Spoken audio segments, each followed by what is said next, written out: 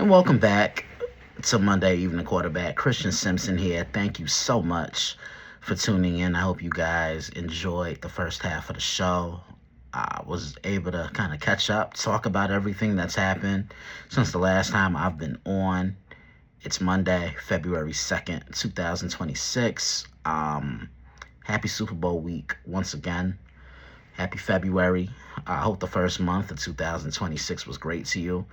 Yeah, I was just able to kind of, catch up and talk about everything from John Harbaugh getting fired by the Baltimore Ravens, Mike Tomlin stepping down, the Bills firing Sean McDermott, national championship, pretty much the entire coaching carousel. But before I even dive into what it is I really want to talk about, if you want to follow along with everything we're doing at the Daily Blitz, make sure you are subscribed to the website, thedailyblitz.blog. And if you want to keep up with Monday Evening Quarterback, like, share, and subscribe to the podcast on YouTube. The channel is The Daily Blitz. So I waited to share this news that pretty much just broke everything last week. Bill Belichick will not be a member of the 2026 class of the Pro Football Hall of Fame. You need at least 40 votes out of a potential 50. He had 39. I want to know who the 11 people are that didn't vote for him. I mean, the resume goes without speaking. It speaks for itself. He was the Patriots head coach for 24 seasons. 21 of those years were winning seasons.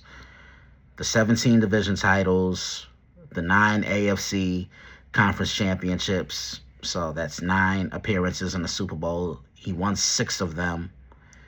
He has the most wins ever by a head coach in NFL history in the playoffs with 31.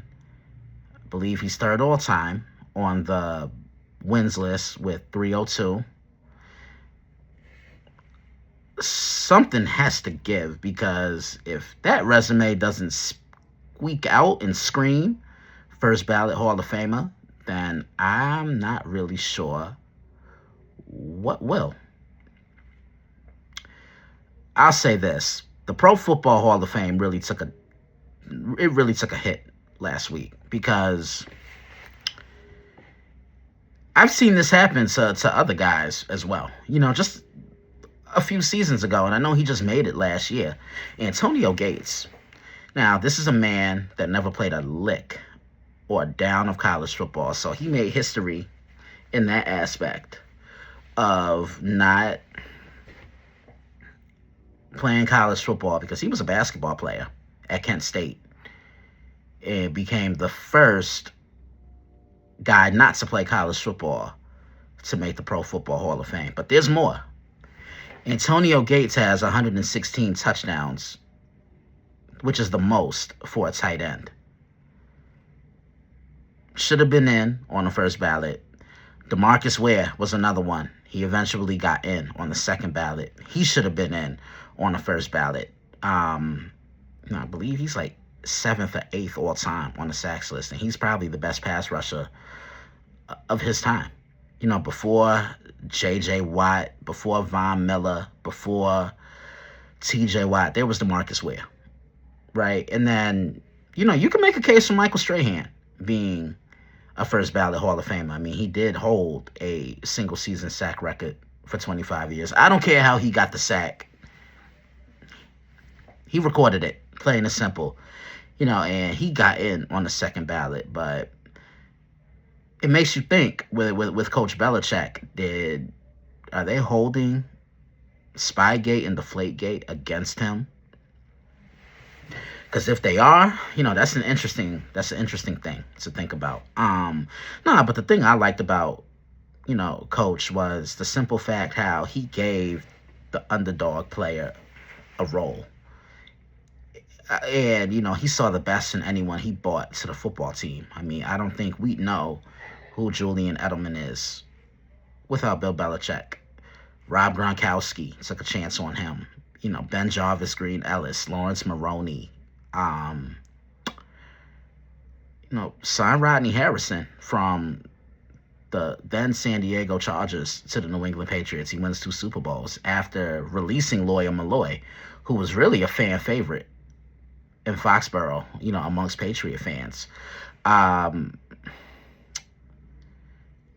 saw what he did with Danny Amendola, Chris Hogan.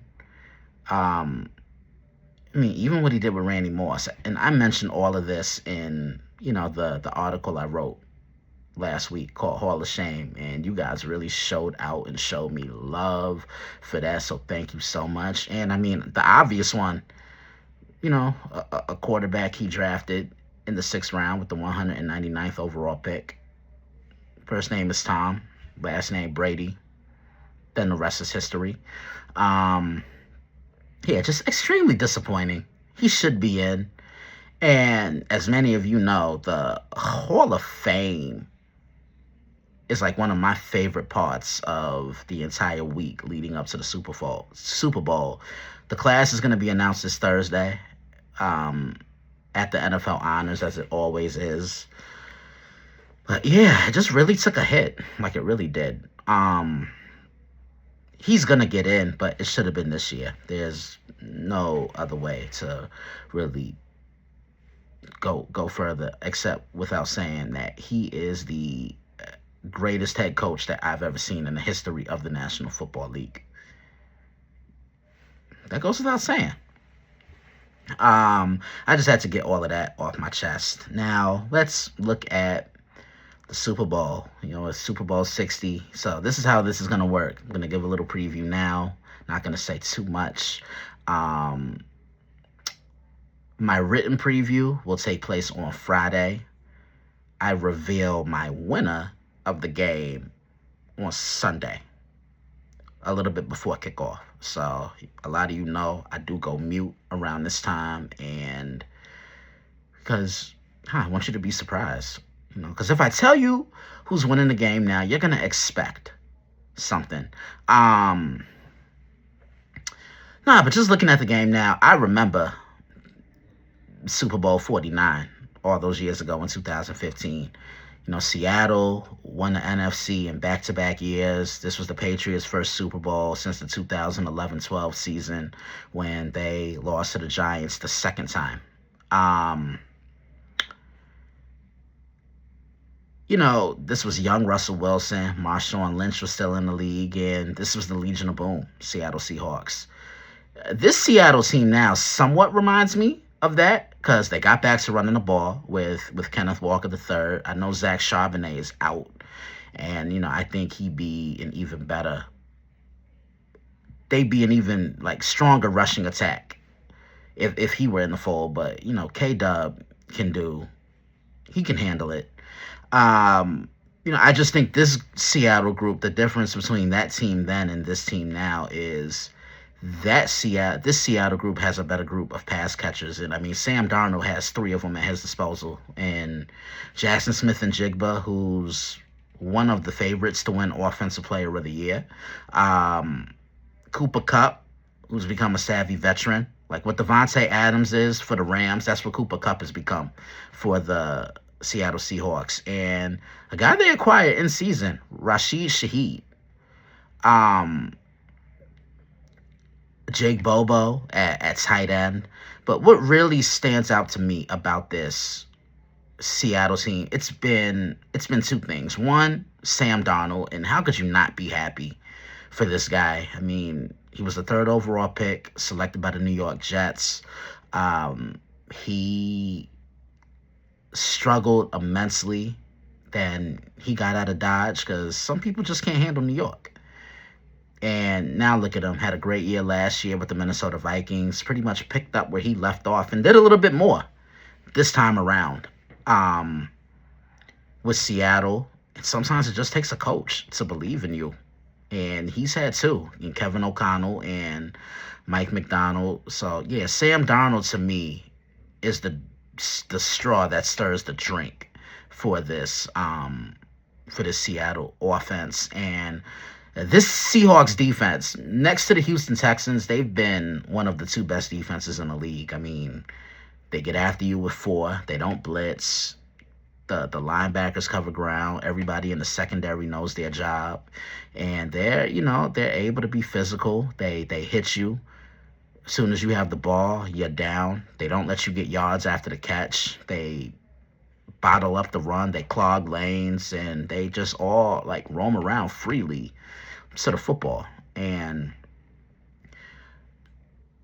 I can say that when the Seahawks played the San Francisco 49ers in Week 18, that game reminded me a lot of the Ravens and 49ers back in 2023. Mike McDonald was the head coach of the Seahawks in that Week 18 game, and he was the defensive coordinator for the Ravens during that Christmas Day game. During that Christmas Day game in 2023. So, like, anytime I see, this Seattle defense, I'm just so reminded of it's the same type of formation that he ran in Baltimore.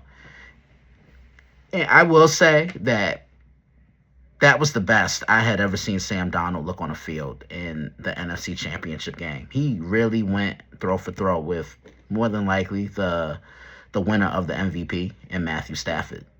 Anytime Matt made a throw, Sam made a throw.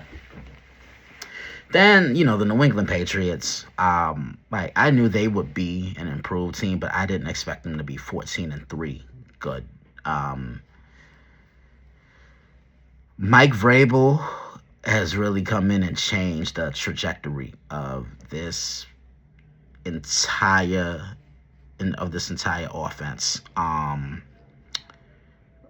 Not just the offense, the entire football team. And, I kept saying throughout the year, New England had such a great offseason. Signing Carlton Davis, signing Milton Williams, signing Stephon Diggs, drafting Will Campbell, drafting Travion Henderson. And I always say it, you want your quarterback to succeed, put him in a position to succeed. I saw New England Week 17 when they played the Jets, which was a scrimmage for the Patriots. And, the one thing I left that game saying about Drake May was the simple fact of not only does he take what a defense gives him, but he gets rid of the ball. He doesn't take sacks. He can evade pressure. And he spreads the ball around to the open receiver. He just doesn't hone in on one guy. He could do that, as most quarterbacks have and will do, but if you're open, you're getting the ball. To me, what's really set the tone for the New England Patriots in these playoffs, it's been their defense. They sacked Justin Herbert six times. They intercepted C.J. Stroud 4 times. And, they held the Denver Broncos in check. Now, I know there wasn't Bo Nix. Bo Nix wasn't on the field, but still, when you can get the job done, you get the job done. No, I think this game comes down to who can get pressure on the other team's quarterback more consistently, in my opinion. Because I've seen Drake May have a little too clean of a jersey for my liking, and he's going to have to play a hell of a lot better if the Patriots want to bring another Lombardi back to one Patriot way. Because he was a game manager in that AFC title game. I think he didn't even throw for 100 yards, if I'm not mistaken. I think it was only 85 or 86 yards. We're going to look that up because we get things right here, and we're 100% accurate here at Monday Evening Quarterback. Yeah, because I don't want to say one thing and then one of y'all jump in the comments correcting me and all that. Like, nah. Yeah, he was 10 of 21 for 86 yards. But that was a gritty win for the Patriots.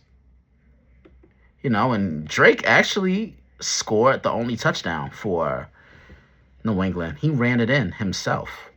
But, you got to get the job done somehow, some way.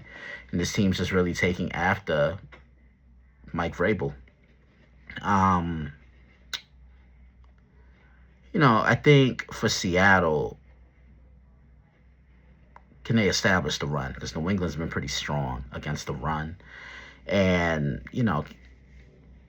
remember all those years ago, Sam Darnold said he was seeing ghosts, but he's such a a much more mature quarterback at this stage and at this point of his career.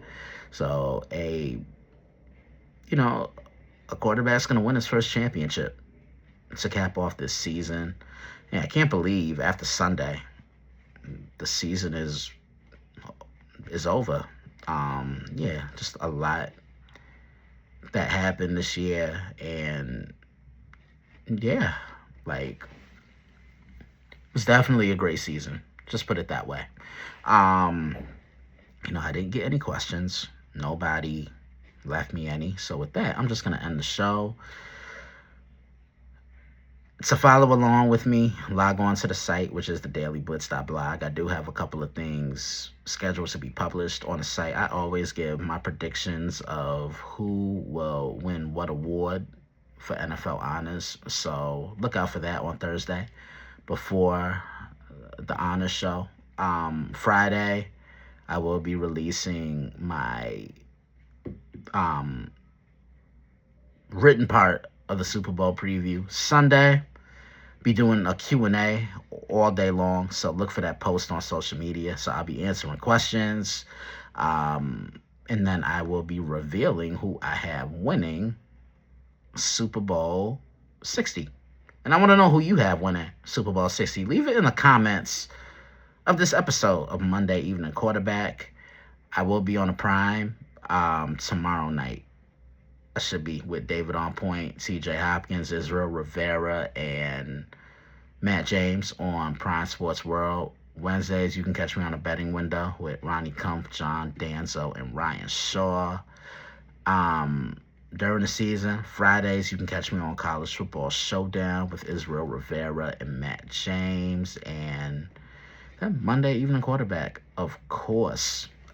With that being said, I end the show with shout outs. So a huge shout out to my amazing family, my beautiful mother, my beautiful sister Taylor, my dad. Love you three so very much. Thank you for everything you did for me this season.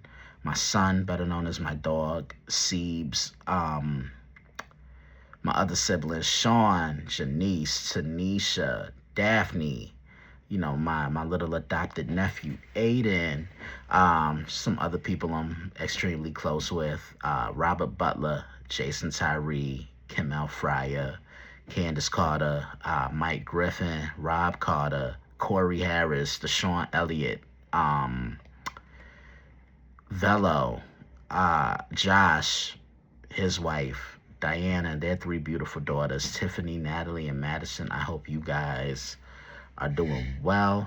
I hope school has been well for you all. Kevin Cooper, his wife Lynn, and their daughter Evelyn, who we all refer to as Evie, and of course Cole Johnson, better known as Coach, and our moderator D.